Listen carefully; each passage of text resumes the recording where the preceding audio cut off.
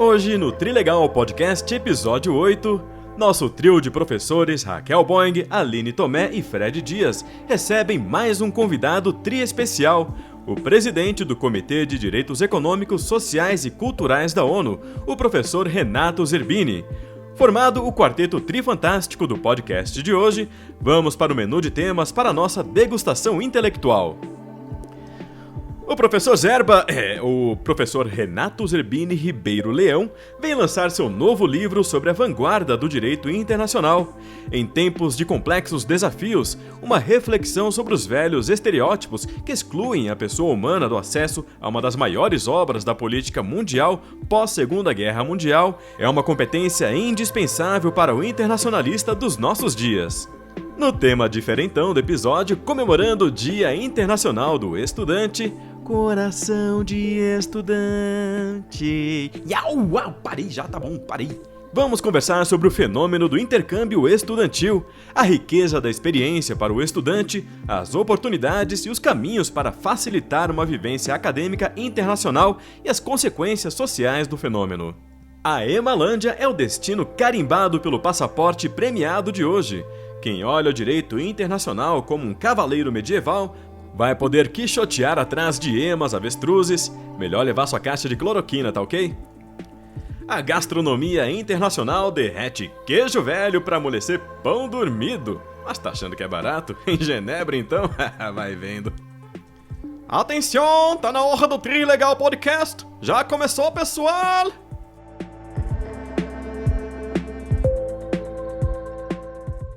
Olá a todos! Estamos aqui, então, no nosso episódio número 8 do Trilegal Podcast.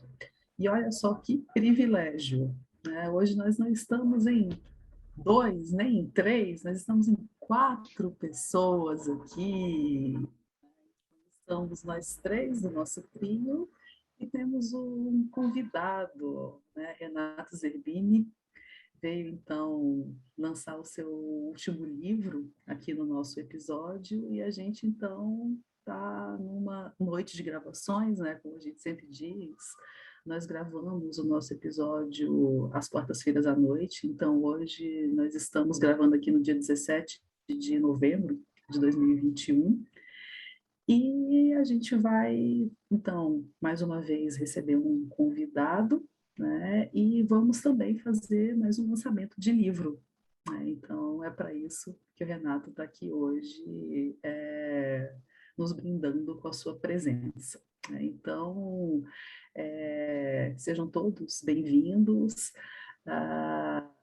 Nunca é demais, né, a gente lembrar, para quem não está inscrito no canal ainda, se inscrevam, né, façam seus comentários, deixem seus likes, continuem voltando, mas não se esqueçam mesmo que daí, quando vocês ativam o sininho, vocês recebem, né, as notificações de todas as atualizações que a gente faz aqui no nosso canal no YouTube, né. Então, passar para os meus amigos darem seus alôs também, né. Fred, dê o seu alô. Boa noite, pessoal. É uma alegria estarmos aqui em mais um episódio do Trilegal. É uma felicidade termos esse convidado tão especial conosco hoje. Velho amigo de guerra, né, das salas de aula, das paredes dividindo salas e podendo ouvir sempre um pouquinho da aula alheia, né? Então, é uma alegria muito grande e queria também, então, reforçar, né, as boas-vindas que a Aline deu para os nossos espectadores ou ouvintes, né? A gente ainda está começando a preparar a nossa entrada nas outras plataformas, não é, do Spotify, ao Apple e, enfim, os podcasts dessas outras plataformas de podcast, para que aqueles que querem só nos ouvir, né, estão fazendo outras coisas, dirigindo e tal, possam ter esse acesso também. Então, muito legal. E queria dar o meu boa noite para a querida Raquel Boing. Não falei professora. E aí, gente, tudo bem? Saltei semana passada, né? Não era resfriadinho, era o meu dentinho me incomodando e eu tive febre, fiquei meio abatida. São os abatimentos, eu acho, de final de semestre, né? Mas estou muito feliz hoje de estar aqui de volta e ter o Zerbini aqui com a gente. Estávamos fazendo as contas de quanto tempo a gente se conhece. O Zerbini disse que tem uns 2 séculos, mais ou menos, acho que é mais ou menos isso, pelo tempo que a gente se atura mutuamente, né? No livro colocou isso, o tempo aí que a gente se atura mutuamente, né? Viemos de longa data. Zerbini foi meu primeiro monitor na Universidade de Brasília, na disciplina de Ciência Política. Então, isso foi quase em outra vida, né, Zerba? Então, hoje estamos aqui... pelo menos não era nem a última década do século passado ainda. Não é? Então, estamos aí, estou feliz de estar aqui nessa noite, dia aí privilegiado com a nossa visita. São conversas aí que a gente tem saudade de ter presencial, até no videozinho que a Aline fez no início do podcast, tem uma imagem da gente sentado no sofá lá da nossa antiga salinha de réu no CEUB, bem despachada, deitada no colo de vocês.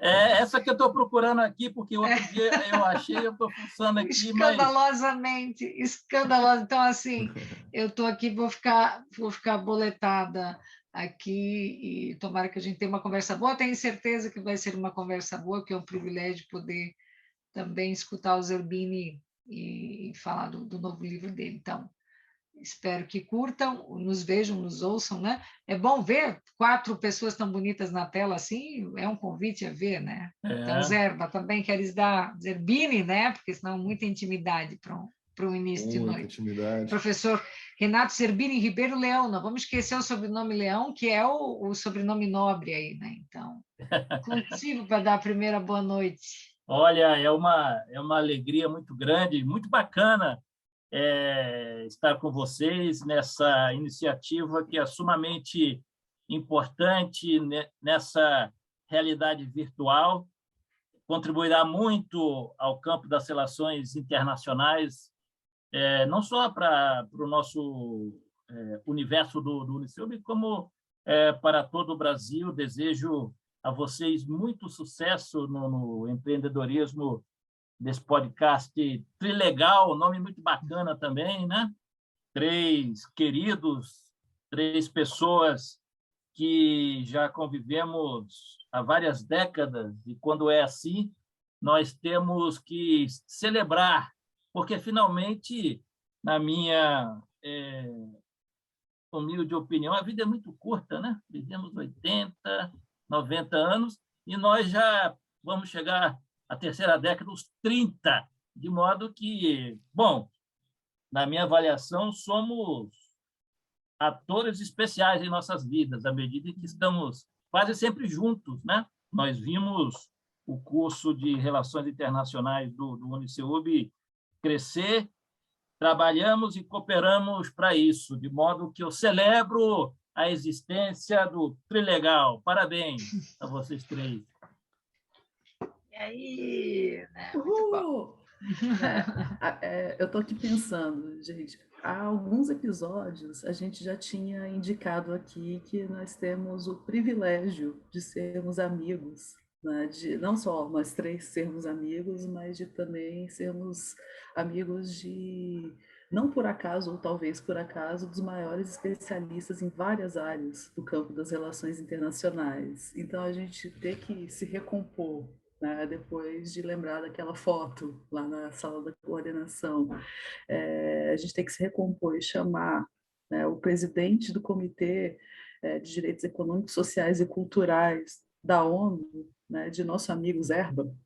Né? Realmente, a gente só está provando que a gente não mentiu. Né? Nós temos, não só grandes especialistas, mas como figuras realmente super importantes que nos dão a honra de estar aqui como o Renato está nessa noite. Né? Então, Aline, deixa eu fazer também um comentário para como eu vou falar, eu não gosto da ideia do seguidor, como eu falei, mas está um inscrito no canal, né? Que é o Sérgio Pedro. Passou na universidade, para o mestrado na Universidade da Integração Latino-Americana. Então, muito legal, né? Para o curso de Relações Internacionais. Está aí também, eu acho que chegando nas últimas fases do mestrado aqui, da seleção aqui em Brasília também, na Universidade de Brasília. Então, parabéns, né? Um excelente ex-aluno, também nos acompanha aqui. é muito bom estar acompanhando o sucesso de vocês, né, que mais uma vez nos reencontram nessa nova rede do Trilegal. Verdade. É realmente uma super alegria contar, saber um pouco mais, né? Quantos ex-alunos a gente está tendo contato agora, né? Hoje de manhã eu tive com a Raíssa, né? Que se formou já há um tempão, acho que foi em 2010, que ela se formou, está morando agora no Rio de Janeiro, continua trabalhando com a temática da climática, né? Da emissão de gases, e agora ela trabalha para uma rede de fundações, e a sede está localizada no Rio de Janeiro, então ela não sabia que a gente tinha um podcast, né? Então ela super adorou, porque ela perguntou de vocês Nossa. primeiro, né? E aí eu disse, você não viu que nós estamos com um podcast? Então, Eu muito conheço a legal. Raíssa de pequenininha, ela era vizinha de bloco da minha irmã, era amiga da minha sobrinha, então conheci ela quando tinha uns 3 anos, muito Ah, legal vê-la na Raíssa é muito universidade querida, depois, muito competente também, né? Bem muito bacana. competente. Pois Legal. é. Então, tanto isso quanto os nossos próprios alunos mesmo, né? O William, que comenta toda semana, né? Semana passada ele estava lá e é super legal contar com esse feedback, com esse apoio também, que está sendo uma coisa muito bacana. É muito legal mesmo viver isso. E, bom, agora, sem muitas delongas mais, acho que passar para a Raquel, então, apresentar aqui o nosso primeiro tema, que não é o primeiro tema, é um lançamento do livro, então, né? Então, vamos lá. Muito legal. O Zerbini tem aí no fundo da tela dele a capa do livro, né? Olha só. Depois o Fred pode pegar, talvez, a arte e colocar lá para desenhar Essa melhor, capa né? do livro, Raquel, Colocarei essa imediatamente. foto é do teto do Salão Aliança de Civilizações das Nações Unidas em Genebra, que é o salão onde se discutem esses grandes temas de direitos humanos, né? Foi patrocinada pela Espanha, o grande arquiteto Calatrava. Então, essa foto é a foto do teto da Sala Aliança de Civilizações da ONU em Genebra, onde se reúne o Conselho de Direitos Humanos, etc. Acho que uma capa que já diferencia mesmo, né, a obra, muito legal esse cuidado, né? O livro se chama O Regime da Vanguarda do Direito Internacional Público, Ciência, Direitos Humanos, Meio Ambiente, Migrações, Povos Indígenas e Trabalho Decente. No nosso primeiro podcast, a gente falou de povos indígenas, né? Então, o livro tem 7 capítulos, né? Depois o Zerbini vai poder falar um pouquinho. E uma das preocupações que a gente tem, na verdade, Zerbini, desde o início do podcast, é justamente não perder a nossa matriz disciplinar fundamental, né? O medo que a gente tem, muitas vezes, de como os cursos de relações internacionais caminham por matrizes muito distantes do que, aliás, no caso da nossa instituição, sempre foi, né, o recorte, né, o entender a defesa dos direitos humanos como um elemento que constrói, né, o campo, a área de saber, e também a centralidade, né, dos indivíduos, né, do indivíduo como sujeito de direito internacional. Então, o nosso debate que gerou, na verdade, o podcast começou num pós-aula, um dia à noite, que nós começamos a mandar áudio um para o outro, daí alguém disse, isso parece mais um podcast do que uma conversa num grupo, né? E aí, quando falaste que estavas, né, escrevendo o livro, né, algum tempo atrás já tinhas me indicado, eu, inclusive, conversei, né, com os coleguinhas e assim que o teu livro ficou pronto, a gente tentou te trazer para cá, para também ter essa oportunidade, né, que os alunos conheçam, né, de uma maneira sistemática a abordagem. A gente vê que vai, muitas vezes, principalmente os manuais de direito internacional público caem muito, né, numa lógica centrada só no Estado, e acho que na contracapa tem uma frase muito significativa da importância que o teu livro vai ter no campo, que os meninos ainda não viram, né? Os meninos aqui são a Aline e o Fred, tá? Eu sou sempre assim, uma moça muito carinhosa com eles, chamando eles de meninos. Então, na contracapa, acho que tem uma frase que é bem contundente da relevância do texto. E ele, na contracapa, diz assim: Este é um livro de suma importância por virar a página das antiquálias da subcultura de manual reinante na duvidosa literatura jurídica brasileira. Então, não é só mais um manual de direito internacional público. O que temos aqui é algo diferente, que marca uma posição no campo, né?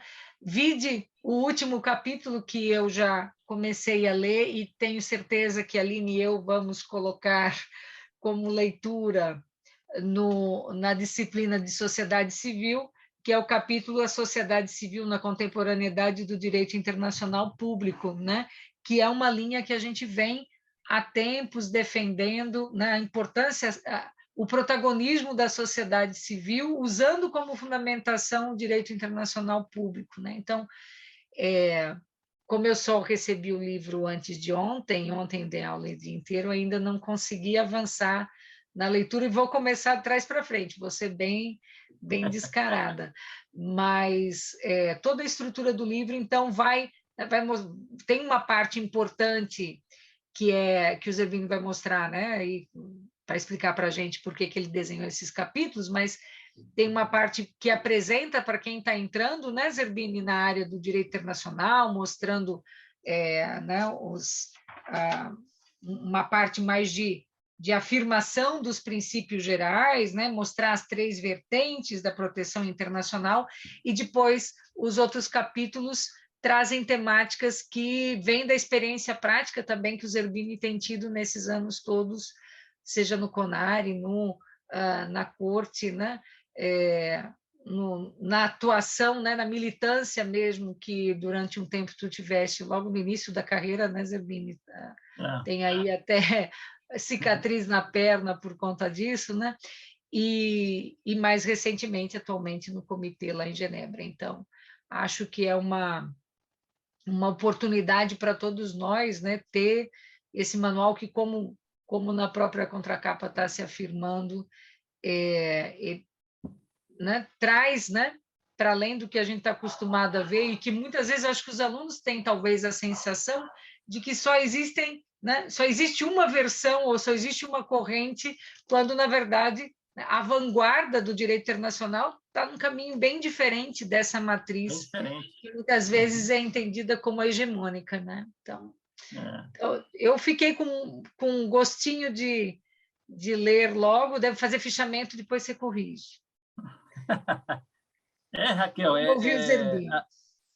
a expectativa é contribuir para a contemporanização nesse debate aqui no Brasil, que é um debate onde o direito internacional público parece que está inserido em todo esse ambiente de negacionismo que paira sobre o país, né? O pessoal, grande parte do pessoal que ensina direito internacional público aqui no Brasil ainda está lá na paz de Westfália, né? Que afirmou os estados nacionais, né? Apesar da paz de Westfália ser proclamada no dia mais importante das relações internacionais, que é 24 de outubro, né? Também há aí o início daquilo que nós falamos, da afirmação dos princípios gerais do direito internacional público. Porque, hoje em dia, Raquel, não reconhecer o indivíduo como sujeito de direito internacional público não é mais uma questão de debate teórico, doutrinário ou histórico. É um erro crasso de direito internacional público não reconhecer o indivíduo como sujeito DIP. E por que digo isso? Porque, à medida em que o indivíduo já é reconhecido pela doutrina mais qualificada, né? Se você pegar os grandes internacionalistas, no Brasil, o único internacionalista que é lido é o professor Antônio Augusto Cansado Trindade, né? O curso da AIA dele, de 2005, é justamente sobre o indivíduo como sujeito de DIP, publicado, inclusive, no Requiem de Corps. Então, ilustrando com o professor Cansado, a doutrina mais qualificada já reconhece o indivíduo como sujeito do DIP. À medida em que decisões de organizações internacionais reconhecem o indivíduo como sujeito de DIP, decisões das Nações Unidas, da OEA, uma outra fonte se abre, à medida em que decisões de órgãos internacionais judiciais, de cortes internacionais, como Corte Interamericana, Corte Europeia, também já reconhecem o indivíduo, uma outra fonte de DIP também já abre essa possibilidade. À medida que os comitês de direitos humanos do Sistema Universal das Nações Unidas também, não há nenhuma dúvida, à medida que você tem uma pluralidade de fontes do direito internacional público que reconhece o indivíduo como sujeito de DIP, não será um Zé Ruela de biblioteca que vai dizer que não é, né? E quem colocar isso em qualquer prova da OEA ou da ONU nunca vai passar. Nunca vai passar na ONU e na OEA. Então, tem que ter esse cuidado estratégico. E não é uma conjuntura, uma conspiração, afirmação do indivíduo como sujeito do DIP. Não. Há uma estreita conexão entre a afirmação dos grandes princípios gerais do DIP, que são também princípios gerais das relações internacionais, que foram plasmados nos artigos 1 e 2 da Carta de São Francisco, a Carta da ONU, que entrou em vigência no dia mais importante das relações internacionais, 24 de outubro de 1945. Nós saímos lá de 24 de outubro. É o aniversário de Zerbini, para quem ainda não entendeu. Mas depois, isso é só a cereja do bolo. Mas, vejam só, 24 de outubro de 1648, com a paz de Westfália, se celebra a igualdade soberana entre os Estados, o primeiro grande princípio, em consequência desse, a não interferência nos assuntos internos de outros Estados. Em consequência, a proibição do uso da força na solução de controvérsias entre Estados. Em consequência, a resolução pacífica de controvérsias, solução pacífica, meios políticos, diplomáticos. Em consequência, a cooperação internacional. Dado a cooperação internacional, os Estados celebram tratados internacionais que criam novos sujeitos, que são as organizações internacionais, no âmbito das quais nascem os tratados internacionais de direitos humanos, que galgam o indivíduo à condição de sujeito. Os indivíduos são sujeitos de direito internacional público porque passam a ostentar capacidade processual, isso é, passam a poder demandar os seus estados perante os órgãos internacionais judiciais de supervisão humanos. Então, a afirmação desses 6 princípios, que tem no 7º, que é o princípio da boa-fé, esses são os 7 grandes princípios gerais do direito internacional público e também das relações internacionais, afirmam os 3 grandes sujeitos do DIP do século XXI, que são os Estados, as organizações internacionais e os indivíduos. Os indivíduos, de fato, passam a ser considerados sujeitos após a afirmação da Carta de São Francisco, das Nações Unidas, após a afirmação da Carta da OEA, da Carta do Conselho da Europa, que vão criando também os tratados internacionais de direitos humanos. Então, tem uma relação histórica consecutiva importante. E, conforme eu dizia, há uma pluralidade de fontes do DIP que reconhece o indivíduo como sujeito. Então, não há nenhuma dúvida de que o indivíduo é sujeito do DIP. Ser sujeito do direito internacional público não requer como condições o fato de você poder ou não celebrar tratados. Isso só pode os Estados e organizações internacionais. O que confere a subjetividade internacional do indivíduo é justamente essa capacidade processual. E aí, nesse primeiro capítulo, que tem como título a afirmação dos princípios gerais e os sujeitos do direito internacional público do século XXI, eu faço justamente essa conexão, de como é que a afirmação dos princípios gerais do DIP levam à afirmação dos 3 grandes sujeitos e por quê, combinando a história das relações internacionais com a afirmação das fontes do direito internacional público, E uma outra dimensão doutrinária importante, que eu celebro um diálogo entre Hans Kelsen, vejam vocês, que é um normativista, Hans Kelsen e Cansado Trindade. Você sabe por que o indivíduo seria sujeito do DIP? Hans Kelsen disse que os indivíduos serão sujeitos de direito quando houver tratados celebrados entre Estados e esses e esses tratados criarem órgãos internacionais de supervisão que permitirão com que esses indivíduos demandem os seus estados por haver violado normas desses tratados, o que são as Cortes de Direitos Humanos. Então, Hans Kelsen, ele antepôs a tudo isso que acontece hoje. E Cansado Trindade, por já defender toda essa questão da capacidade processual dos indivíduos, né? Então, é um diálogo muito interessante nesse capítulo 1. Esse capítulo 1 traz os elementos históricos, doutrinários e jurídicos da afirmação do indivíduo como sujeito do direito internacional público.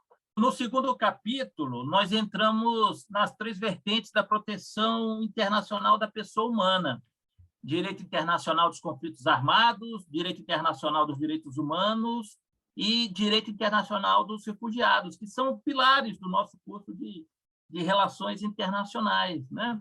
Aqui, nesse segundo capítulo, trago as bases normativas mais contemporâneas em cada uma dessas vertentes da proteção internacional da pessoa humana e na temática dos refugiados, uma especial atenção à nossa Lei 9.474 de 97, que cria o Comitê Nacional para os Refugiados, o CONARE. E é interessante que fazemos na conexão entre direito internacional dos direitos humanos e direito internacional dos refugiados, a convergência a partir do direito humano a migrar, né? Trazendo a prática recente, não só de órgãos internacionais judiciais, como a Corte Interamericana de Direitos Humanos, como os órgãos internacionais não judiciais, de caráter mais político, como são os comitês das Nações Unidas, né? Porque há um verdadeiro regime de proteção do direito a migrar nas relações internacionais, que tem uma vida autônoma bastante potente, e é isso que nós ilustramos.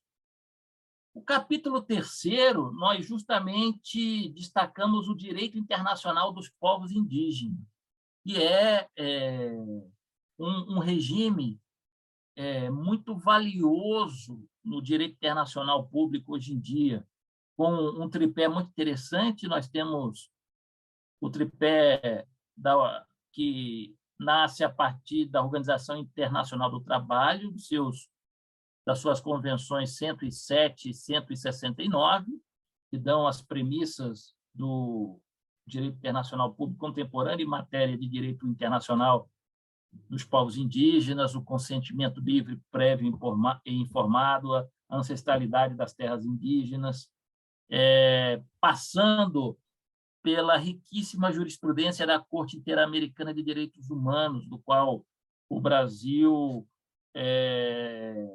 aceita sua jurisdição, é parte, e descansando nos órgãos do sistema de direitos humanos das Nações Unidas, de modo que é realmente um capítulo muito ilustrativo acerca da afirmação do direito dos povos indígenas nas relações internacionais do século XXI. O capítulo 4º traz uma temática que é muito recente, que é a proteção da ciência pelo direito internacional à luz dos direitos humanos. Eu tive a grande alegria, o grande prazer de, durante a minha gestão, aprovar uma observação geral sobre a ciência como um elemento importante dos direitos humanos, a ciência e os direitos econômicos, sociais e culturais, sobretudo nesse âmbito da pandemia da Covid-19, né? Então, nós temos aí o conteúdo normativo do progresso científico e suas aplicações, nós temos a ciência e a cultura apresentando seus elementos de direito, limitações do direito, e o direito à ciência e à proteção especial de grupos, né, específicos, como são, de novo, os povos indígenas, os migrantes, etc. e tal. e as obrigações específicas e básicas dos Estados para com esses direitos, porque eu acredito que, sobretudo para nós no Brasil, que experimentamos esses últimos 3 anos de ignorância acentuada e de negacionismo e de terraplanismo, que, queira ou não, impacta, né? Impacta até mesmo na vida de pessoas próximas a nós, na academia. Hoje em dia, nós vivemos um ambiente de pós-verdade onde, sei lá, plebeus defendem monarquia, médicos defendem remédios cientificamente não comprovados, enfim. É um momento bastante esdrúxulo da história humana em uma época em que não deveria ser assim, né? Dado a essa quantidade potente de informações da qual nós já dispomos. E, nesse sentido, caminhamos para o capítulo 5. O capítulo 5 do livro trata justamente do enfrentamento da pandemia de Covid-19 pelo direito internacional público. Ele vai ilustrar como é que o direito internacional público pôde enfrentar a pandemia, e isso também é algo em que foquei muito durante essa minha gestão dos últimos 3 anos como presidente do Comitê DESC. Podemos aprovar 3 declarações muito possantes, uma sobre o enfrentamento à pandemia, a outra sobre o acesso universal e equitativo às vacinas, entrando na questão da propriedade intelectual. Então, foi bastante instigante, foi mesmo. E o capítulo 6, eu acho que é importante para todos nós, né? O capítulo 6 trata do trabalho decente, o direito internacional, o direito de todos ao gozo de condições justas e favoráveis de trabalho, né? Algo que nossas gerações já vêm perdendo. A preocupação se acentua ainda mais para os nossos pequenos, para os nossos filhos, né? Que tipo de trabalho terão, de que tipo de condições de trabalho desfrutarão.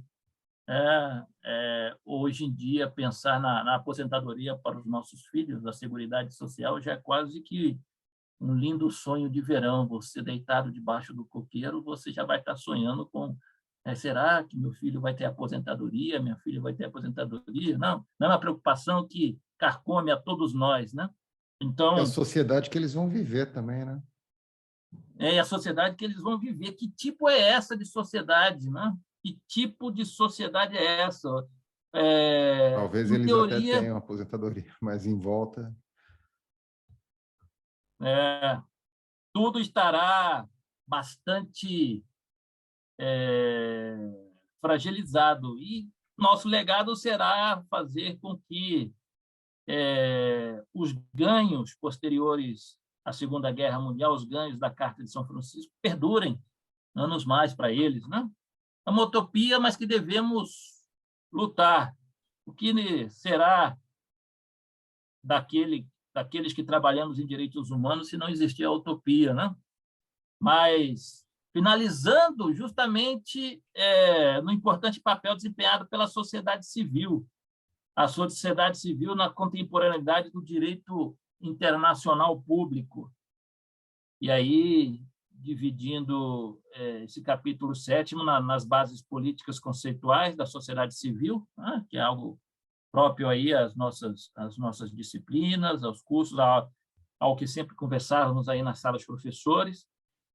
Depois, um outro subcapítulo tratando da sociedade civil enquanto vetor de transformação do Estado. Depois, a afirmação jurídica da sociedade civil nas relações internacionais. Esse subcapítulo aí eu tenho um carinho especial, porque eu me orgulho muito de ter sido o relator para a declaração do Comitê DESC das Nações Unidas sobre defensores de direitos humanos e direitos econômicos, sociais e culturais. É o primeiro documento das Nações Unidas que versa especificamente sobre a necessidade de proteção dos defensores de direitos humanos relacionado com a obrigação dos Estados, né? Então, nós destacamos isso também. E, finalmente, finalizando esse capítulo 7º, como as ONGs enquanto representantes marcantes da sociedade civil nas relações internacionais, fazendo essa distinção de ONGs, né, ONGs como parte da sociedade civil, porque algumas especificidades devem ser preservadas até mesmo para potencializar todos os pilares que conformam esse conceito amplo de sociedade civil, né? Por exemplo, nós, acadêmicos, nós professores, também somos sociedade civil. E eu fiquei, não sei nem se eu já comentei isso com vocês, mas um dia lá no Palácio das Nações, lá da ONU, lá em Genebra, eu estava caminhando pelas salas, né, pelos salões, e havia em uma sala uma série de universidades prestigiosas do mundo inteiro, né? Várias. Elas estavam, sabe o que elas estavam? Numa espécie de autocartaz. Por que é que nós não estamos mais sendo ouvidos pelas Nações Unidas? Alguma coisa assim, né? E estava um ambiente muito deprê. Aí, eu acho que tem que ver também com essa dimensão das especificidades, né? A ONG tem a sua especificidade.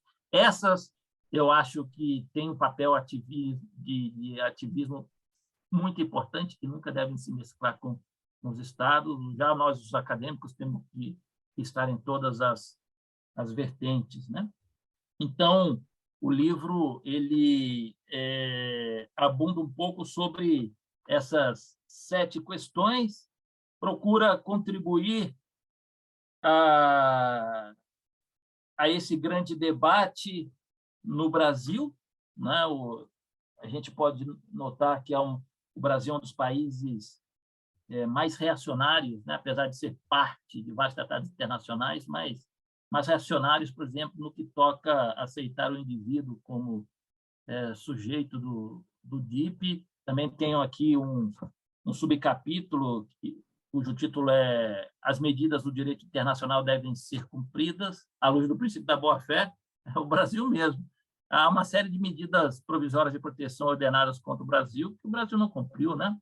Vide o caso de Belo Monte, vide o caso do Comitê de Direitos Humanos, que ordenou o Brasil a permitir com que o presidente Lula participasse do último pleito eleitoral. O Brasil não cumpriu. E está tudo aqui, né, no livro. Então, são questões bastante interessantes. Aqui no livro também estão os casos relativos a por que é que os militares devem ser julgados por civis,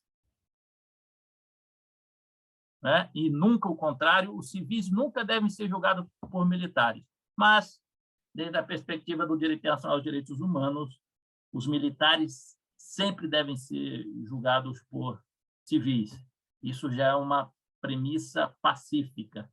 E, aliás, desde a perspectiva do direito internacional dos direitos humanos, não deveria existir nem justiça militar, né? O Brasil é um país que tem até o Supremo Tribunal Militar.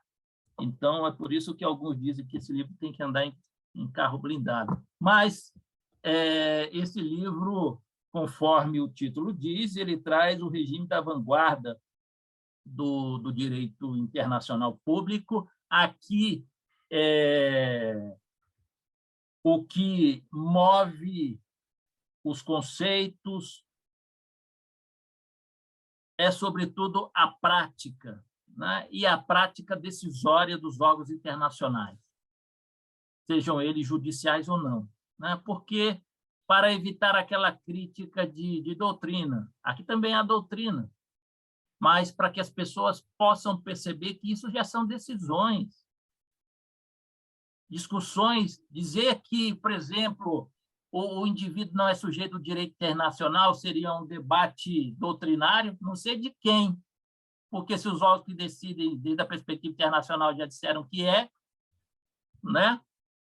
É nesse sentido que parece o terraplanismo, né? Tipo, retomar questões científicas enterradas. Exato. Né? O negacionismo não é só na ciência médica, né? Ou na ciência exata, também está nas ciências sociais, nas ciências humanas, né? A minha sugestão para os nossos acadêmicos de relações internacionais é que façam como aquela Ema que saiu correndo do Bolsonaro com aquele pacotinho de clotina. Quando vocês encontrarem um professor assim, ó, saiam, porque senão vocês nunca mais vão passar, né? Então, era essa aí a sugestão. Tem que sair correndo. Eu acho, Zerbini, todos os capítulos têm aí alguma coisinha que a gente tem vontade de olhar logo e entender, né? Olhar, como você disse, está trazendo casos concretos, né? Para elucidar, para que a gente entenda também, né? Como esse percurso da discussão do DIP foi aí se estabelecendo. Esse capítulo sobre o trabalho decente, eu lembro quando vocês estavam, né, na rodada em Genebra discutindo, tu tinhas, né, de vez em quando nas conversas trazias um pouco essa temática. Acho que é efetivamente um dos temas mais talvez mais estruturantes na nossa vida e mais invisíveis na discussão acadêmica de réu, né? A gente vê, inclusive, em outras temáticas, né, que envolvem o mundo do trabalho, quando a gente pensa as parcerias todas de debate que poderíamos fazer com a OIT, e que muitas vezes é a organização que fica assim, está aqui do ladinho e a gente, né, interage menos, né?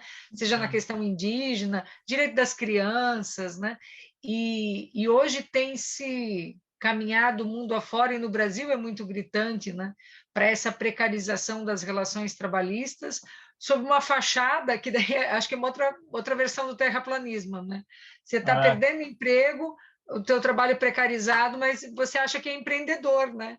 Então, como que essas coisas também ganham um espaço tão rápido, né? Por isso que também a academia não pode ser tão morosa em dar algumas respostas, né? Eu acho que fica, né? Tem que acompanhar essa velocidade. Sabe, Raquel, que pensando um pouco em aquecer esse debate agora nessa nossa sessão de outubro último, convergendo toda essa questão da docência, do trabalho decente e da liberdade de cátedra, nós colocamos em uma observação geral para que o Estado parte, à luz do artigo 13, que é o direito à educação, respeitasse a liberdade de cátedra dos professores. As instituições de ensino, seja elas públicas ou privadas, não podem obrigar o mesmo plano de ensino para todos os professores, por exemplo, né? E isso acabou de ser já publicado, é público, né? E tem a ver com todas essas dimensões, a convergência do direito à educação, a convergência do trabalho, das condições de trabalho, etc. e tal, e do pluralismo que deve viger nos centros de formação, sobretudo em grau universitário, né? Então, isso é muito importante. Sim, sabe, Renato, quando eu vi o título do seu livro, né, que já tem um tempo que você tem mostrado para a gente, né, compartilhado, o que seria publicado, eu fiquei me perguntando, né, o que seria essa vanguarda, né, o que seria essa vanguarda que ele está falando, porque o contato que eu tenho com manuais de direito internacional público, que é onde a gente estuda direito internacional público, né, então a gente vive tempos, como você bem destacou aí, que as pessoas elas estão perdidas, né, elas acham que elas podem estudar pelo WhatsApp, ou sei lá aonde, e eu fiquei me perguntando o que tem de diferente nesse manual que ele está falando, né, sobre essa vanguarda. E foi muito bom você trazer essa síntese sobre os seus capítulos, porque justamente acho que ficou muito claro, né, discussões, então, invisibilizadas, como vocês acabaram de dizer, emprego e trabalho decente, né, isso corrobora totalmente com os interesses que levam à ascensão desses discursos autoritários, né? Quem está pagando para que esse tipo de liderança populista, que se baseia em espalhar fake news, né, e acabam reproduzindo, então, esse ciclo, que justamente não tem interesse que isso seja colocado. Então, o direito de povos indígenas, que a gente já discutiu aqui, questão relacionada ao combate à pandemia, à vacinação, outro problema grave que a gente tem agora, né, a desigualdade da vacinação no mundo. Semana passada a gente comentou um pouco sobre isso também aqui. Questões relacionadas, então, à educação, né? Então, acho que aqui está explícito o que é essa vanguarda, né? São os debates que são contemporâneos, é para agora, são respostas para agora, né? Então, acho que tem tudo para ser uma grande referência. Exato. Sabe, Aline, eu estou cada vez mais convencido de que todo esse negacionismo, todo esse terraplanismo convergente não é uma particularidade nossa. Nós observamos isso em vários países da Europa, né? E vão influenciando outros. E todos eles estão obrando para socavar esse multilateralismo que emerge da pós-Segunda Guerra Mundial, né? Que seria, em última instância, a Carta das Nações Unidas, né? Então, também é uma obra que busca iluminar o porquê, né, da consolidação desses princípios gerais que tem na Carta das Nações Unidas o primeiro grande tratado internacional que os normatiza, que os coloca por escrito. Então, todos lá, sobretudo no artigo 2º da Carta das Nações Unidas, cujo capítulo, o artigo 1 e 2 do capítulo 1, que trata dos propósitos e princípios das Nações Unidas. É porque eu reparei, aqui no Brasil, o povo que estuda direito também, eles pulam até o artigo 1º e 2º da Constituição, que são os fundamentos e os princípios que guiam o nosso Estado Democrático de Direito, né? Então, é um desafio qualificar essa quantidade de centros de formação de direito que nós temos no Brasil. O Brasil sozinho, hoje em dia, já reúne mais da metade das faculdades de direito de todo mundo, né? É muito. É muito. Então, tem que qualificar. Então, agora, deixa eu te perguntar. Eu acho que a abordagem é muito interessante, né? Eu vendo assim da perspectiva de um aluno de relações internacionais, né? Eu acho que os comentários que a Raquel e a Aline fizeram reforçam essa ideia de como é difícil para um aluno de relações internacionais estudar o direito internacional e entender a relevância do direito internacional desde a perspectiva da política internacional e não do direito internacional. Isso faz uma grande diferença na formação dos alunos. Eu acho que no seu livro eles vão ter a possibilidade de respirar essa abordagem do direito internacional. Eu fico na a reflexão que eu queria te propor, inclusive já segue aí um comentário que você começou a fazer para a Aline, já estava fazendo antes, que é sobre como é um tema central das principais revistas da nossa área, aí, né, especialmente aquelas Foreign Affairs, Foreign Policy, que fazem as análises mais do dia, né, o termo crise da ordem liberal internacional. Então, é o tema talvez mais investigado. A gente falou já alguma coisa sobre isso nos últimos episódios, inclusive, né? Então, quer dizer, o direito internacional, o que conhecemos hoje, ele está muito mais atrelado, né, às transformações do século XX, né, mas que ou seja, estão justamente, se confundem, né, no seu surgimento com a própria ordem pós-Guerra Fria, né, a ordem liberal internacional e o direito internacional tal como o conhecemos hoje. Diante dessa emergência aparente inevitável da China, com uma outra perspectiva de sociedade, enfim, onde o autoritarismo parece ser legítimo para conduzir todo o desenvolvimento do país, enfim, né? Como é que fica? O que você pensa em cenários para o direito internacional? O direito internacional sobrevive? Ele tem uma função a cumprir na manutenção desse legado? Ou ele, né, tende a funcionar para uma parte do mundo e não para outra? Essa é outra questão interessantíssima em que nós sempre estamos debatendo nos nossos cafezinhos lá em Genebra, porque por mais que possa existir essa inquietação, é bastante interessante que talvez seja justamente essa vertente mais não liberal dos países que esteja salvando orçamentariamente o regime de direitos humanos hoje em dia. E é interessante também, Fred, a gente observar na composição dos membros desses comitês de direitos humanos das Nações Unidas, à luz daquela divisão inicial dos direitos humanos em civis e políticos, por um lado, e econômicos, sociais e culturais, por outro lado, né? Então, seriam apadrinhados os direitos econômicos, sociais e culturais justamente por esses não liberais, né?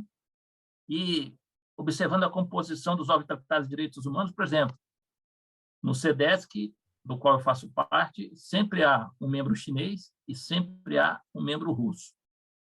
Os Estados Unidos não são parte do PIDESC, do Pacto Internacional de Direitos Econômicos, Sociais e Culturais. São direitos importantíssimos para nós: saúde, educação, transporte, moradia, trabalho, seguridade social. Por outro lado, os países não liberais tendem a não ser parte do Pacto Internacional de Direitos Civis e Políticos. Por isso, obrou a questão da afirmação dos 3 grandes princípios de direitos humanos: a indivisibilidade, sobretudo, né? Universalidade e complementaridade. Indivisibilidade no sentido de dizer que os direitos humanos são todo íntegro, coisa. Outra coisa que vive ensinando errado aqui no Brasil: aqui no Brasil o povo adora ensinar a primeira geração, segunda geração, terceira, quarta, quinta, sexta geração, né? Isso também já é antiquado na perspectiva real, né? Os direitos humanos são todo íntegro, coeso. E isso tudo para dizer que a China, enquanto potência do século XXI, a grande, ela é parte desses tratados internacionais e cumpre. E na argumentação dos membros chineses, é interessante notar, eles são sempre muito experientes. Por exemplo, você nunca verá um membro chinês em um comitê desses com a minha idade, por exemplo. Provavelmente ele já foi o embaixador da China no Conselho de Segurança das Nações Unidas, como era o anterior, né? Já foi embaixador da China, não sei onde. Mas eles defendem todos esses valores à luz do princípio da igualdade, muito pela autodeterminação. Então, acho... Quer dizer, por um outro lado, né, Zerba? Por um outro lado, o próprio Estados Unidos não participa de uma série de convenções, o próprio Tribunal Penal Internacional. Desse mesmo pacto, exatamente. Quer dizer, o medo do direito internacional ruir diante da emergência da China, na verdade, é uma propaganda, né, do próprio status quo que não cumpre o direito internacional na sua melhor possibilidade. Exato, é o que eu falo sempre com os meus alunos. Vocês sabem por que os Estados Unidos nunca são condenados em cortes internacionais? Porque eles não são parte. Pois né? Os Estados Unidos não são parte da Convenção Americana sobre Direitos Humanos, então a Corte Interamericana não pode... O Comitê das Crianças também não, do Comitê de Direitos Econômicos, Sociais e Culturais também não, do Pacto Internacional de Direitos Econômicos, Sociais e Culturais também não. Então, a sede está em Nova York, né, pelo menos. Né? A sede da ONU, mas está lá. Está lá. Né? Está lá, né? E esse embate é um embate interessantíssimo, porque essas grandes potências, elas sabem que as instituições multilaterais, as Nações Unidas, sobretudo, em que pese todas as críticas, é o último lugar onde elas sentarão para discutir antes do uso da força. Se falha a ONU, tudo falha. Em realidade, um líder, por mais que seja um líder de um Estado autocrático, por mais que seja um líder, ele terá, hoje em dia, a força como o último motivador. Tem que ser, ademais de um líder autocrata, tem que ser um psicopata, um maluco. Tá? E o problema é que estamos cheios agora, isso que dá medo. Né? O meu medo não é tanto político, porque política é uma consequência. O meu medo seria mais psiquiátrico, psicológico.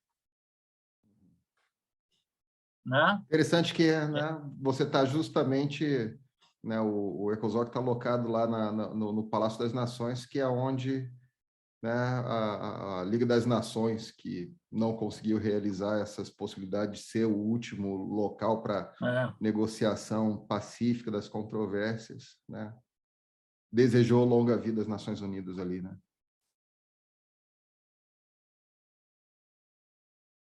Isso é verdade.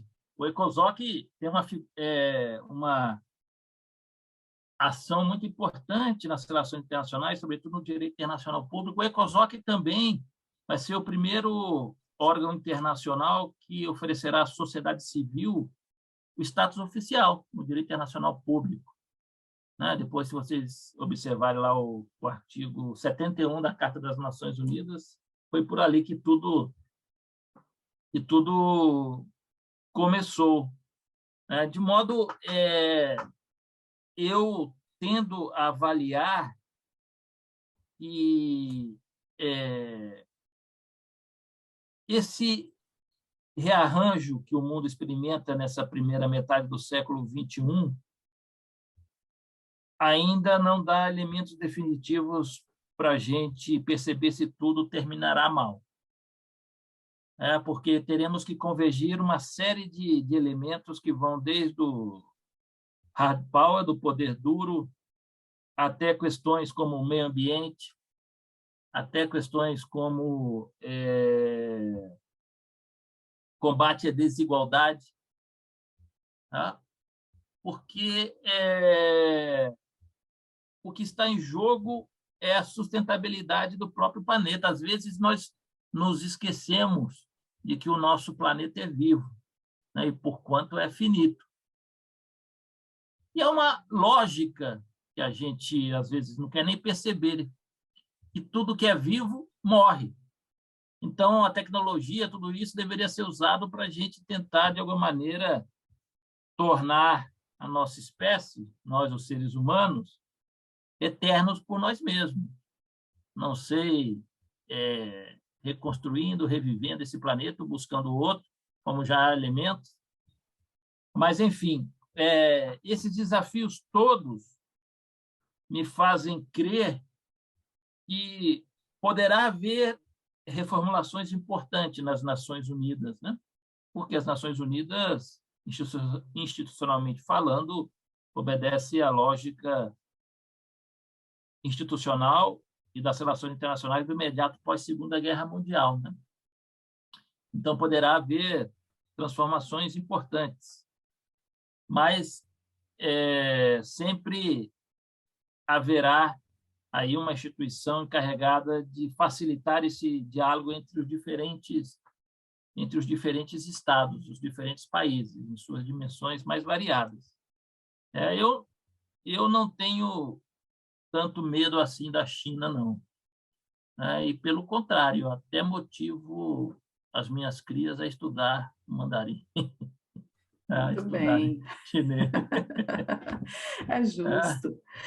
Renato, então, eu acho que chega o momento aqui, né, aproveitando todas as suas considerações sobre esse contexto atual, como que os organismos internacionais, principalmente a ONU, o cortes, né, internacionais e regionais têm se portado, chegou a hora, então, da gente dar o nosso tradicional prêmio, né, o nosso tradicional passaporte.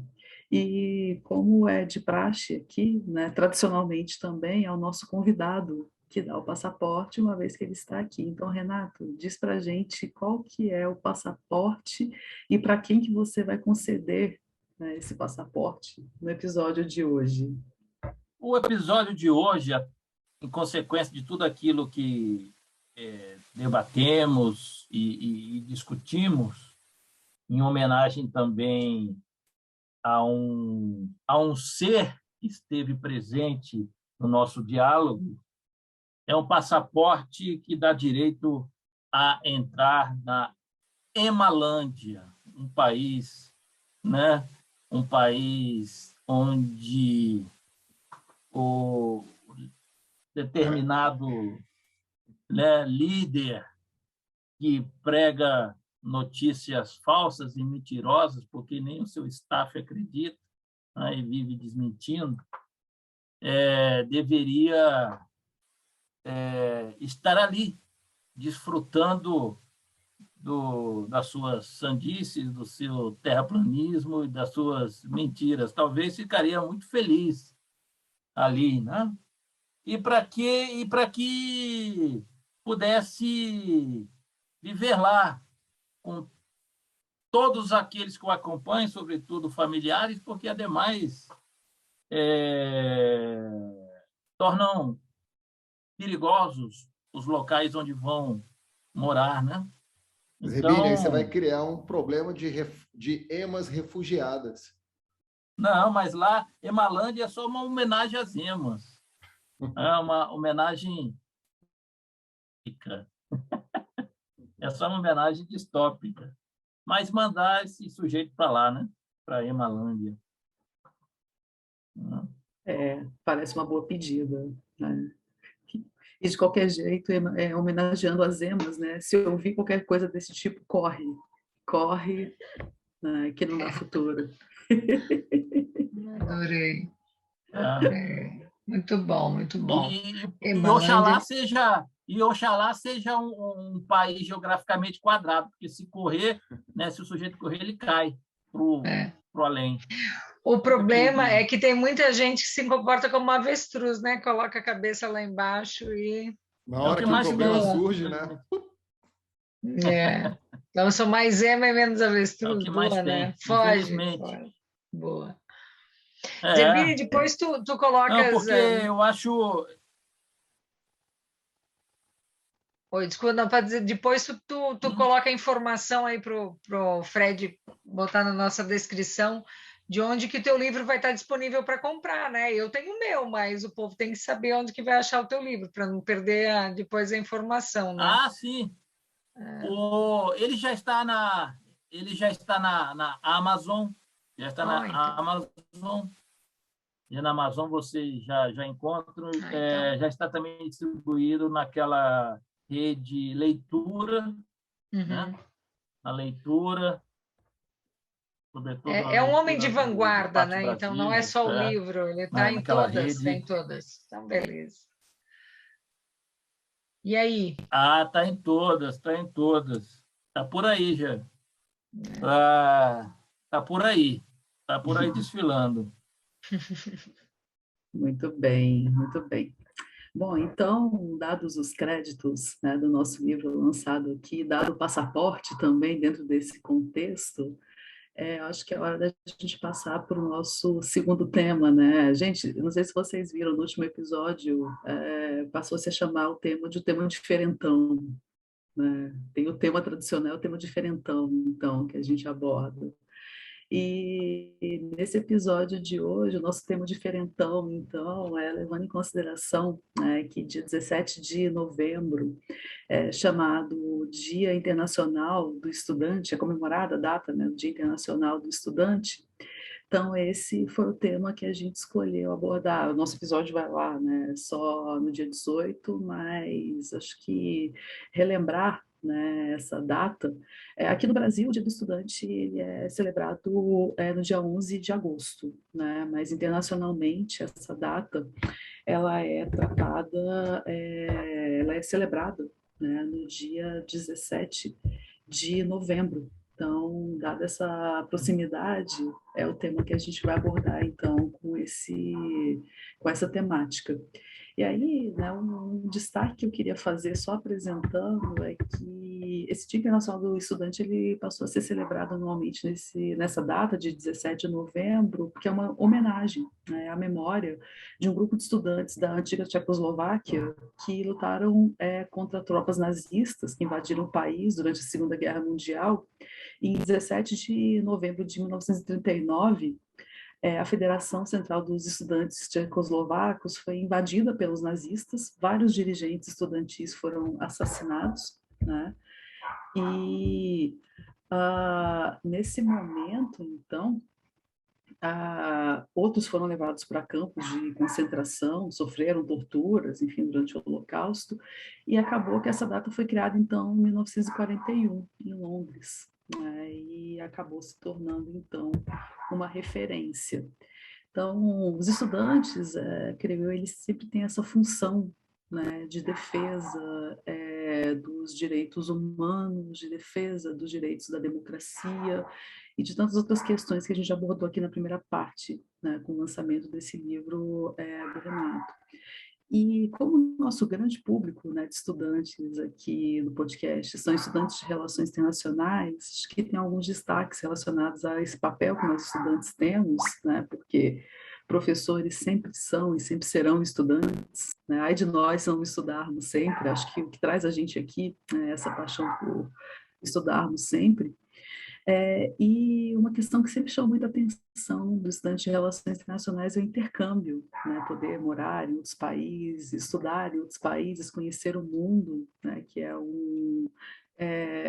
uma experiência que traz muitos alunos para o curso de relações internacionais quando fazem intercâmbio no ensino médio e também depois, né? Já na graduação, ter a oportunidade de cursar parte dessa experiência acadêmica em outro país, ou então pensar para o futuro, né, mestrado, doutorado, fora do seu país de origem, sempre desperta muito interesse dos nossos estudantes, e aproveitar essas oportunidades é uma coisa de muito interesse, né, entre os nossos alunos e os estudantes de relações internacionais. Então, acho que buscar informações a esse respeito, pensar no futuro, né, fazendo um mestrado fora do Brasil, ou parte do doutorado, ou o próprio doutorado mesmo, não soa como uma má ideia. Né? Então, acho que é só um destaque, né, que eu queria fazer aqui nesse dia do estudante, pensando nos estudantes de relações internacionais. Né? E você, gente, o que tem a dizer sobre essa segunda questão aqui? A questão do intercâmbio ela é vital para os estudantes, né? Nós sempre que podemos, inclusive facilitamos com que os nossos alunos do CEUB possam comparecer algumas semanas lá no Comitê DESC das Nações Unidas. Nós temos a oportunidade de receber vários dos nossos ex-alunos, né, em Genebra, no Comitê DESC, e isso é vital, sobretudo, para que possam conhecer um pouco da realidade das Nações Unidas, de uma instituição como as Nações Unidas, por exemplo. Então, eu acho que o intercâmbio dá essa vivência prática que muitas vezes não pode ser alcançado apenas pelos livros, né? E isso é fundamental. Eu acho que essa prática ela é vital. Inclusive, a minha filha mais velha pôde fazer intercâmbio.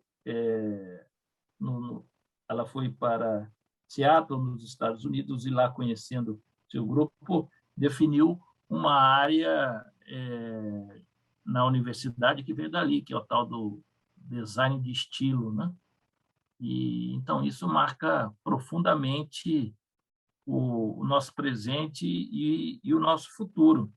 E o curso de Relações Internacionais é um curso propício para os intercâmbios, né? Porque não só dado esse contato próprio da área, mas também pelas facilidades que podemos alcançar a partir de distintas palestras, né? Aí mesmo no CEUB, já tivemos várias palestras de agências de cooperação, das embaixadas, que vão aí explicando como podemos, inclusive, ter bolsas para fazer esse intercâmbio, que às vezes pensamos ser muito caro, mas desconhecemos essa possibilidade, né? Então, eu sou muito favorável a todos aqueles que podem tentar realizar essa experiência de compartilhar meses, semanas ou anos com outras culturas, com outros países. Eu, por exemplo, não fiz intercâmbio, né? Mas eu brincava que o fato de ter saído de uma cidade que na época era uma cidade pequena e ter vindo estudar em Brasília, num curso que, à época, a UNB era a única instituição pública do curso de Relações Internacionais, era praticamente ir para outro país, né? Então, eu lembro quando você chegou aqui, Raquel. Não é quase 30 anos atrás, fazendo 30 anos que eu me formei no ensino médio. Então, para mim foi uma experiência de estar morando longe de casa, né? Eu tive a oportunidade de vivenciar a vida acadêmica 24 horas por dia, né? Porque por 2 anos morei na casa do estudante, dentro da universidade, então vivi a experiência, eu acho, universitária de estar dentro do campus, é também algo muito peculiar, né? O Zerbini tinha aqui, né? À época tinha ainda a mãe, né? Que é uma das pessoas a quem ele dedica o livro, inclusive eu lembro sempre né? De contar aí da mãe preparar comida para a turma dele, né? Zerbini acolher.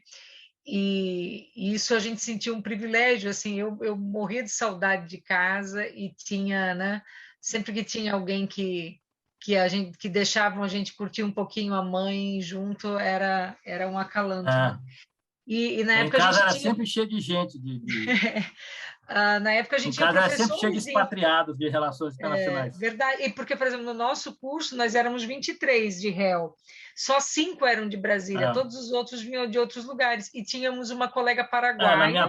Na minha turma só 3. Que eram daqui, né? E a gente tinha, então, colegas que vinham de outros lugares. Na minha turma tinha uma colega paraguaia e tinham também de Angola, de Moçambique, e na época a gente tinha professores que vinham de intercâmbio. Então, uma das pessoas que marcou muito a minha trajetória na graduação era o professor que era responsável pelo programa de intercâmbio com a Alemanha, pelo DAAD, professor Biber. Eu fui aluna dele logo no início do curso, o Leon Biber, isso. E fui depois monitora dele, tinha conseguido passar na seleção para fazer o curso de inverno de alemão, mas daí na época não tinham esses processos de facilitação, não consegui. Semana passada ainda comentei isso com as crianças, que não são mais crianças aqui em casa, né?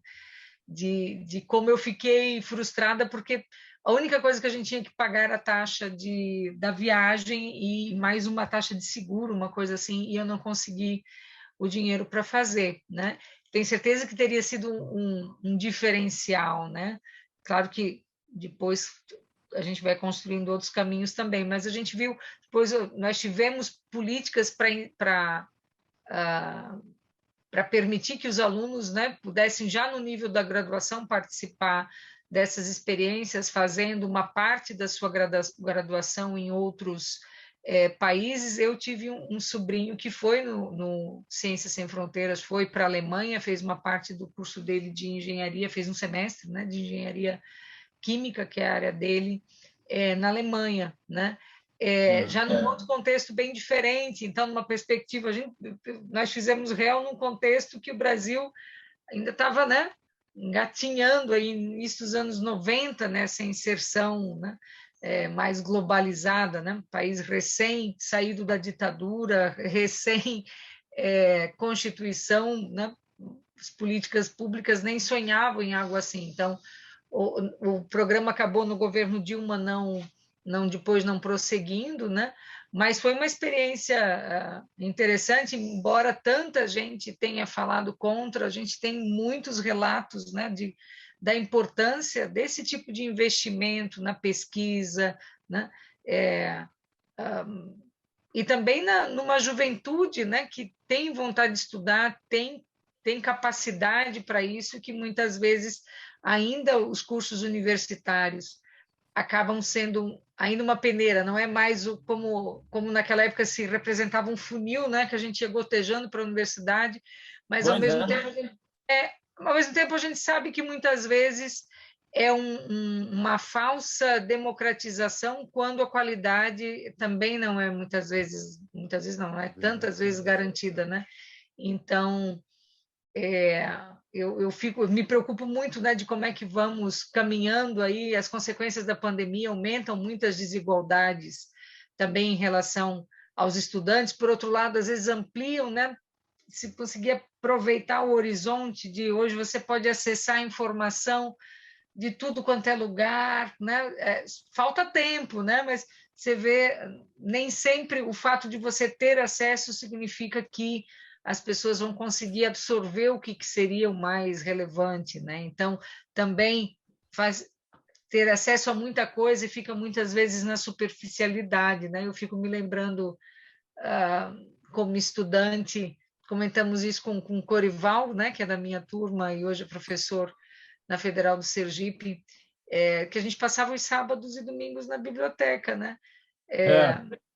Saía da biblioteca, ficava conversando lá fora, a biblioteca fechava às 6 da tarde, no sábado e domingo, mas a gente ficava lá na reserva da biblioteca, não porque era... Aí, ó, um As pessoal lá em meninas lá em Genebra. Genebra. Isso. Não porque né, fosse nerd todo mundo, tinha que ficar na reserva porque era lá que os livros estavam quando a gente não tinha dinheiro para comprar o livro. Então, o professor colocava na reserva, a gente ficava lendo dentro da biblioteca. Final de semana podia levar sábado à noite e devolver segunda-feira de manhã. Né? Que memória. Aquela salinha da reserva. Então, essa reserva, eu colocava o xerox na reserva quando a gente não tinha din-din para xerocar. Então, assim... A Universidade de Brasília, por exemplo, era um lugar de elite. Hoje as políticas também de acesso à universidade, políticas de cotas, por exemplo, estão transformando a universidade num espaço mais democrático que todo mundo tem a ganhar, né? Então, nós estamos... Né? A minha preocupação com a qualidade é grande, mas, ao mesmo tempo, eu vejo uma geração aí, vejo minha filha... Né, com 14 anos, eu não sabia nem o que tinha do outro lado do morro, na frente da minha casa. Hoje em dia você vê tem, né, um horizonte todo aberto aí, que eu acho que dá, a gente tem que apostar muito nessa galera aí que está vindo. Muito, muito, muito. O Fred fez esse intercâmbio, né, Fred? Eu, da minha parte, né, tenho que falar, né, justamente sobre como eu sou agradecido pelo meu pai por ter investido. Eu imagino o curso, quer dizer, às vezes eu nem quero imaginar o curso que ele teve para me enviar ainda na época da graduação, né, para ter essa experiência que ele mesmo não teve, mas essa experiência, né, internacional, ainda mais para o curso de Relações Internacionais, que realmente era né, trazia uma vantagem muito grande poder ter um aprimoramento in loco do inglês, né, já que a gente lia muita coisa em inglês eu acho que essa minha experiência, então, foi muito importante ainda lá na graduação, mas depois eu tive, né, durante o doutorado também, uma segunda experiência, e é sobre essa segunda experiência, sobre, né, a questão da segunda experiência que eu queria, né, comentar, que é o fenômeno do brain drain, né, parte dessa experiência internacional do estudante, né?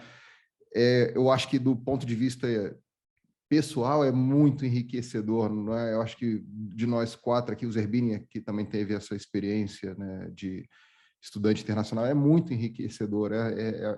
Se eu pudesse, né, oferecer essa oportunidade para todos os estudantes que estão em qualquer área, na verdade, não. Relações internacionais parece mais ainda gritante, não é?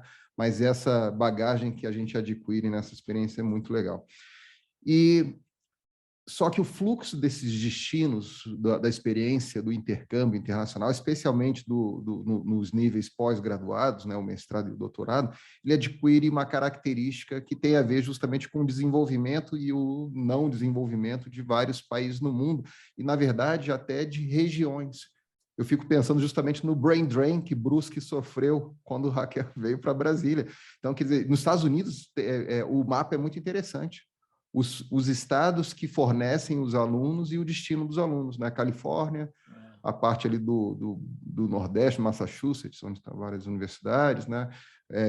Illinois, Chicago. Então, são os 3 principais estados para onde vão os estudantes de diversas partes dos Estados Unidos que são já menos desenvolvidos. Então, esse processo de brain drain interno e internacional, né, tende a potencialmente acentuar desigualdades, né?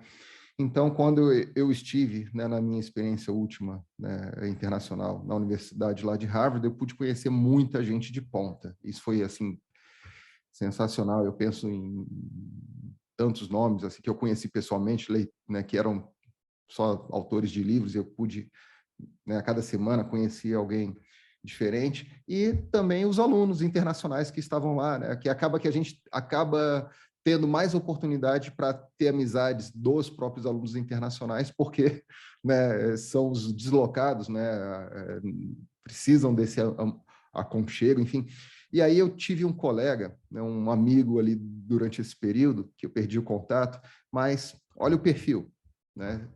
Estereótipos à parte, mas olha o perfil. Ele era um indiano, estudava física, né, computacional, estava envolvido num projeto de pós-doutorado em Harvard, né, para o desenvolvimento dessa computação quântica que tanto se fala hoje, né? A minha experiência aí está quase 8 anos já atrás. E ele falava, né, me contava dessas coisas. E eu chamava ele, lembra do Big Bang Theory, que tinha um personagem estereotipado, assim, indiano? Eu chamava ele do meu personal Koothrappali, né?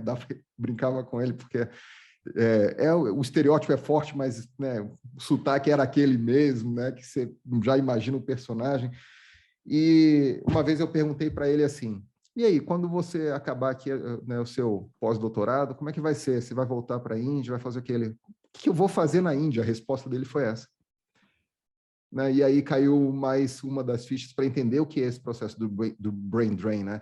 Eles não têm o que fazer, eles atingem um nível de especialização, né? Os Estados Unidos e a Inglaterra são os maiores destinos, né? O brain gain, né? O ganho de cérebros, e as maiores fontes são a Índia e a China.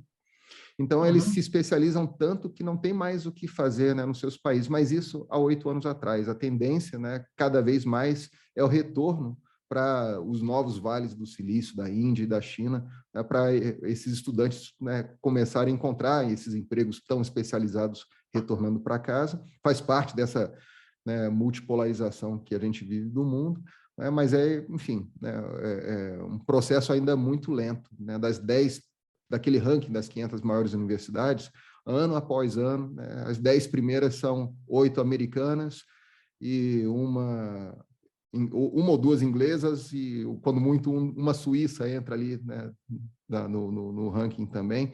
Agora, se você amplia aí das 10 primeiras, você começa a ver universidades chinesas cada ano, né, galgando lugares. Então, a tendência de um brain drain pode se alterar, né, profundamente na política internacional. Então,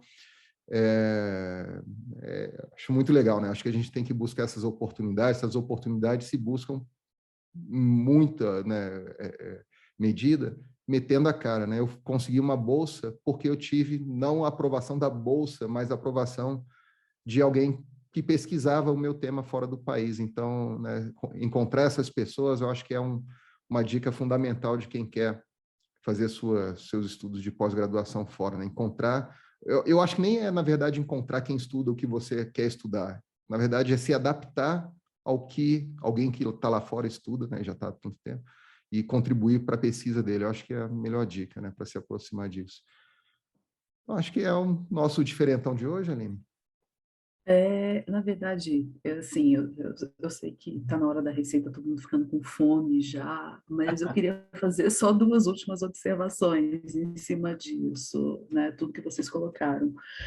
Primeiro, em cima do que a Raquel falou, né, do Ciências Sem Fronteiras, e as oportunidades, e o quanto esse programa contribuiu, né, para uma inclusão mesmo, né, aqui no Brasil, de pessoas que não poderiam viver essa experiência de fazer um curso fora, né, ou parte de um curso fora. Infelizmente, o programa federal ele acabou mesmo, ele foi extinto, mas existem programas regionais. E eu me lembrei, né, quando vocês falaram sobre isso, no estado do Maranhão existe o Cidadão do Mundo. E a coordenadora do Cidadão do Mundo é uma egressa nossa do curso, a Fabiana, que é da 2ª turma, uma turma depois da minha, ali do curso de Relações Internacionais. Ela coordena esse programa no estado do Maranhão, né? E mesmo depois que acabou, o programa federal, eles continuam. Né? Isso é muito interessante. Imagina o estado do Maranhão, que representa um estado que a gente sabe que tem um dos maiores índices de pobreza e de dificuldade de inclusão mesmo pela educação. Então, é uma coisa muito simbólica, né? A gente pensar nisso. E, para encerrar, outro comentário último que eu queria fazer é que o meu tema de monografia na graduação ele foi sobre estudantes que faziam intercâmbio. E o que eu encontrei tem muito a ver com o que vocês mencionaram aqui. Fazer intercâmbio, gente, ele, para nós que estamos no campo das relações internacionais, no primeiro momento, a gente associa muito a experiência de aprender melhor um outro idioma, etc. E quando eu comecei a pesquisa, o que eu tinha em mente era isso, que eu ia entrevistar pessoas que tinham passado pelo processo, levantar dados, e o que eu encontrei não foi isso. Eu lembro que eu tive uma dificuldade danada. Minha orientadora foi a Renata, né, a professora Renata, que esteve aqui em outro episódio, e eu lembro de conversar com ela e procurar uma Luísa, mas eu não estou encontrando a resposta que eu queria, como acontece em muitas pesquisas, e aí ela me deu a sugestão. Pensa na ideia de capital simbólico do Bourdieu, porque o que as pessoas me relatavam da experiência delas do intercâmbio, o que o mercado de trabalho procurava nelas, quando viam que elas tinham vivido essa experiência, era capital simbólico, era vivência, era experiência, era iniciativa, era o ter que lidar com uma série de situações longe da sua casa. Então, o capital simbólico que o intercâmbio pode agregar à vida de qualquer pessoa que tem essa oportunidade é muito maior do que qualquer outro ganho, né? E vários outros existem nessa experiência de estar no exterior. Né? Então, acho que era um destaque que eu queria fazer aqui. Mas, gente, agora chega. Né? Acho que é a hora da nossa receita. De comer, e comida que, em geral, o estudante não tem dinheiro para comer hoje, né? Eu estou achando que a escolha do Fred, pelo menos eu como estudante, não... Peraí, não foi minha escolha não, hein? Não foi minha escolha não. Vamos corrigir isso. Né? A ideia era Genebra. A escolha. Em Genebra mas as aí não são baratas. O Zerbini, nunca, só para ficar a dica, né? Tem duas coisas que eu estou esperando ganhar. O livro eu sabia que eu ia ganhar, né? Mas eu estou esperando ganhar mais chocolate suíço. O meu chapéu Panamá, que está devendo também, quando for para Costa Rica, pode trazer. Anota aí, Zerbini. Anota isso aí. E podes fazer. Eu sou colecionador de chapéus. Isso. E aí podes fazer a receita. Pode chamar, porque o Zerbini, dentre outras coisas, é um excelente cozinheiro. Então, o fondue, ou como não sei como é que pronuncia direitinho, eu ainda não experimentei. Então, se o Zerbini quiser, eu topo. Tá vendo? Ele tem tantos. Custava deixar um para mim? Poxa, isso, esnoba. Tem uma coleção. Tem 53 chapéus. Pois é, e eu não tenho nenhum. Fazer o quê? É a estrutura de desigualdade. Peraí, Zerba. Volta lá, Zerba, que não mostrou, você tem que voltar. Você tem que voltar lá para mostrar. Ele vive desfilando chapéu por aí, mas então vamos mostrar a comidinha? Tá, e burcas. Vamos mostrar a comidinha.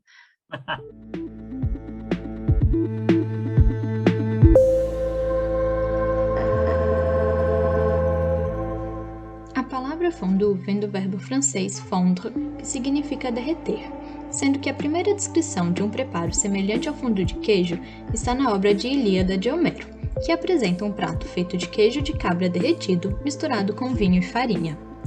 Acredita-se que o costume de mergulhar o pão no queijo derretido tenha surgido nos Alpes suíços, como uma forma de tornar o pão endurecido e o queijo envelhecido mais palatáveis durante o inverno, devido à escassez destes produtos frescos.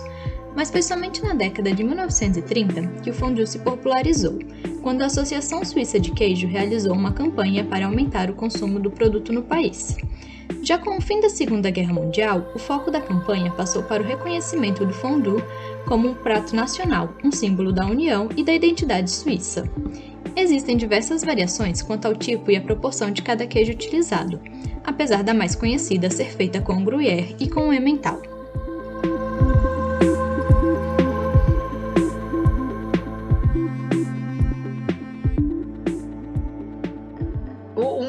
original do fundi é com o queijo mesmo? Essa adaptação do chocolate é uma coisa comum lá em Genebra? Como é que é? Comer chocolate com a fruta?